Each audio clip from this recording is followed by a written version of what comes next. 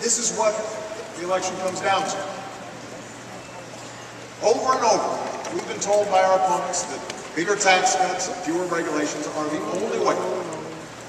And since government can't do everything, it should do almost nothing. You can't afford health insurance? Hope that you don't get sick. If a company releases toxic pollution into the air your children breathe, well, that's the price of progress. If you can't afford to start a business or go to college, take my opponent's advice, borrow money from your parents.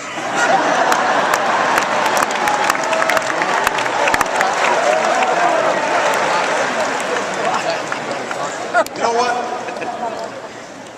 That's not who we are. That's not what this country's about. As Americans, we believe we are endowed by our Creator with certain inalienable rights, rights that no man or government can take away. We insist on personal responsibility and we celebrate individual initiative. We're not entitled to success. We have to earn it. We honor the strivers, the dreamers, the risk-takers, the entrepreneurs who have always been the driving force behind our free enterprise system. The greatest engine of growth and prosperity that the world's ever known. Just stay back here. We also believe in something called citizenship.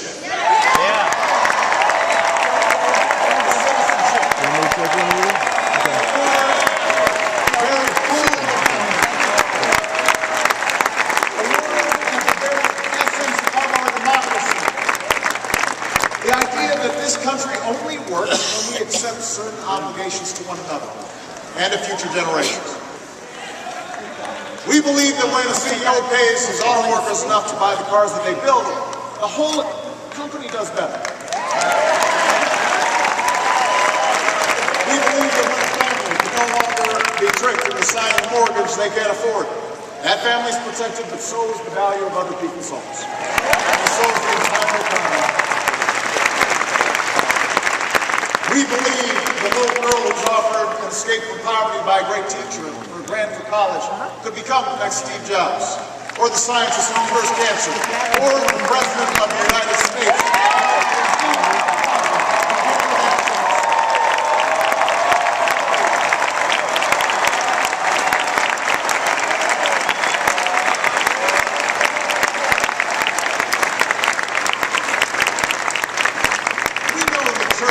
Charities can often make more of a difference than a poverty program alone. We don't want handouts for people who refuse to help themselves, and we certainly don't want bailouts for banks that break the rules.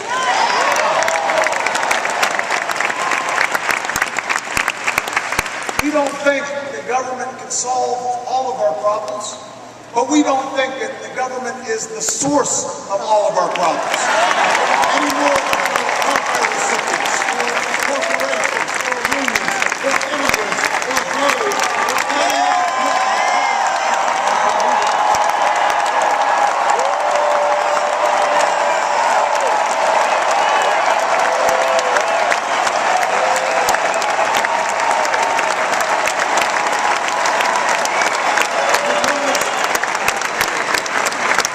because America, we understand that this democracy is ours. We, the people, recognize that we have responsibilities as well as rights, that our destinies are bound together, that a freedom which asks only what's in it for me, a freedom without a commitment to others, a freedom without love or charity or duty or patriotism is unworthy of our founding ideals and those who died in their defense.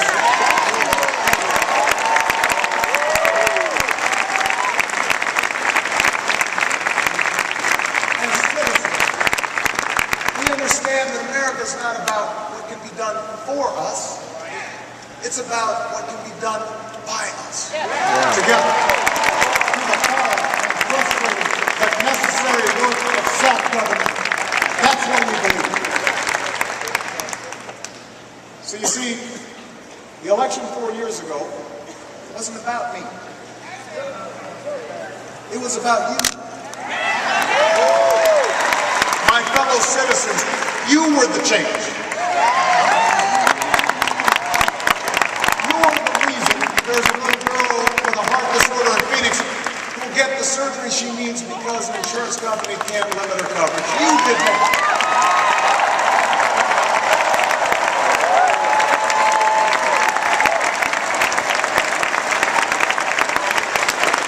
You're the reason a young man in Colorado who never thought he'd be able to afford his dream of earning a medical degree is about to get that chance. You made that possible.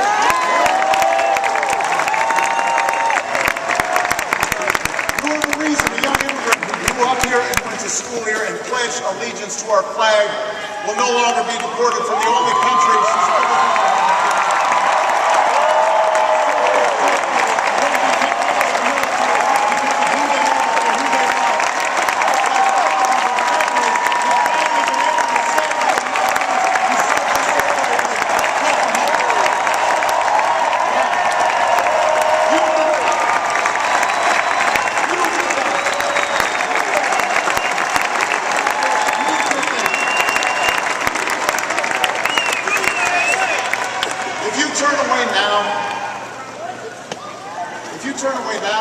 If you buy into the cynicism that the change we fought for is impossible, well, change will not happen.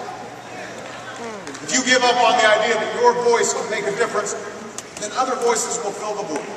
Lobbyists and special interests, the people with the $10 million checks who are trying to buy this election, and those who are trying to make it harder for you to vote. Washington politicians who want to decide who you can marry or control healthcare choices that women should be making for themselves.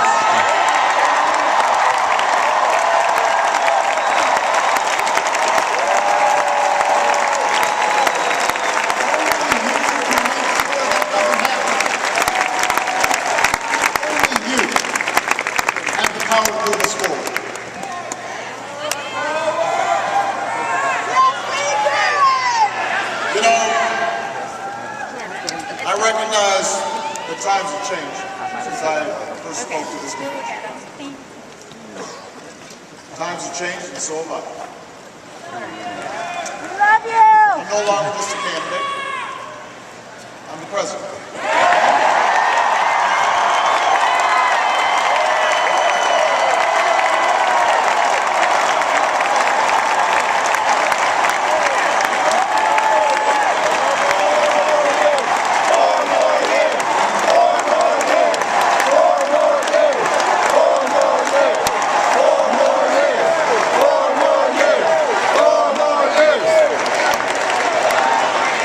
I know what it means to send young Americans into battle.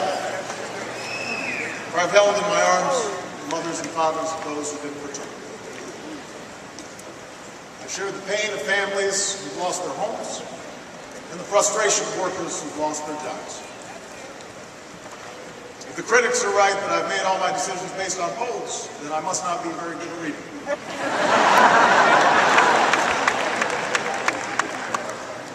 While I'm very proud of what we've achieved together, I'm far more mindful of my own failings, knowing exactly what Lincoln meant when he said, I have been driven to my knees many times by the overwhelming conviction that I had no place else to go.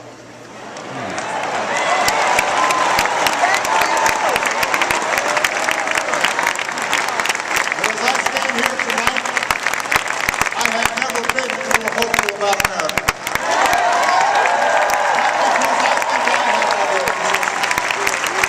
I'm naive about the magnitude of our challenges.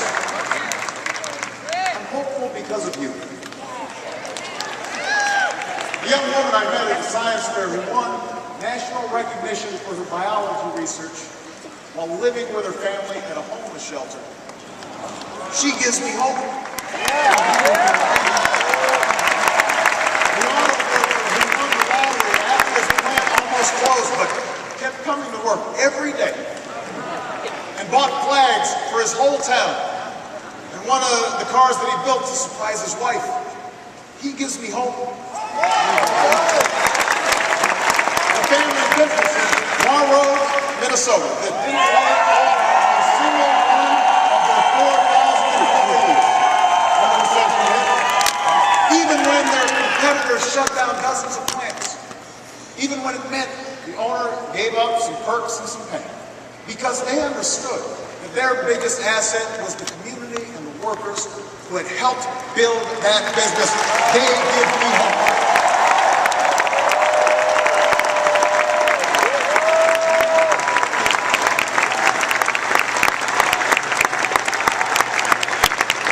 Think about the young sailor I met at Walter Reed Hospital, still recovering from a grenade attack, who caused him to have his leg amputated above the knee. 6 months ago, we would watch him walk into a White House dinner honoring those who served in Iraq. Tall, 20 pounds heavier, dashing in his uniform, with a big grin on his face, sturdy on his new leg. I remember how a few months after that I would watch him on a bicycle, racing with his fellow wounded warriors on a sparkling spring day, inspiring other heroes who had just begun the hard path he had tread. He gives me hope. Yeah! Woo! He gives me hope. I don't know what party these men and women belong to. I don't know if they'll vote for me. But I know that their spirit defines us. Yes. They remind me in the words of Scripture that ours is a future filled with hope. And if you share that faith with me, if you share that hope with me, I ask you tonight for your vote.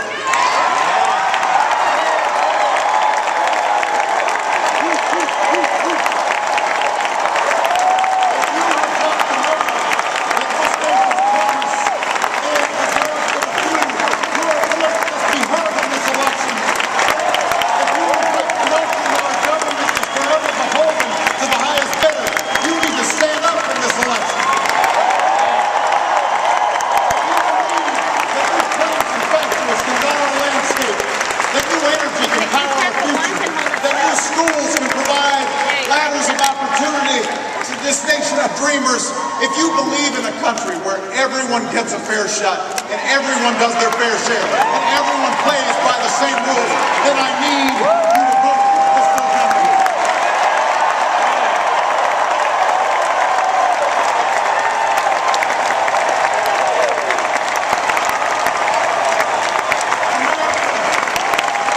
I never said this journey would be easy, and I'm going to promise that now.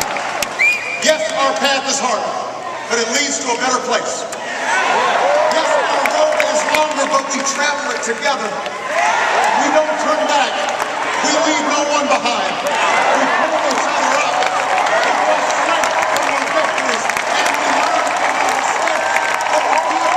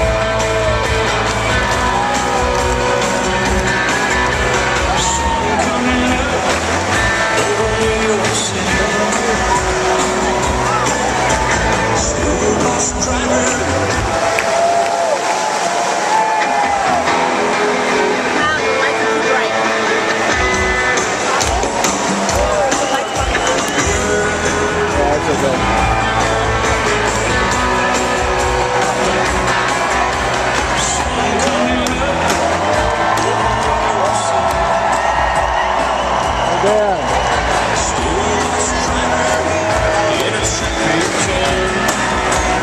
Dan, want to get a...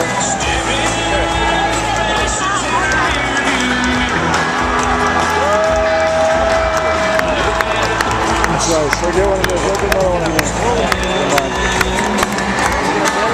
Get one of those. Not too close, though.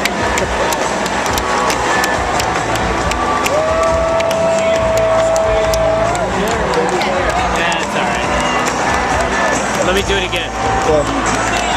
You know what to do?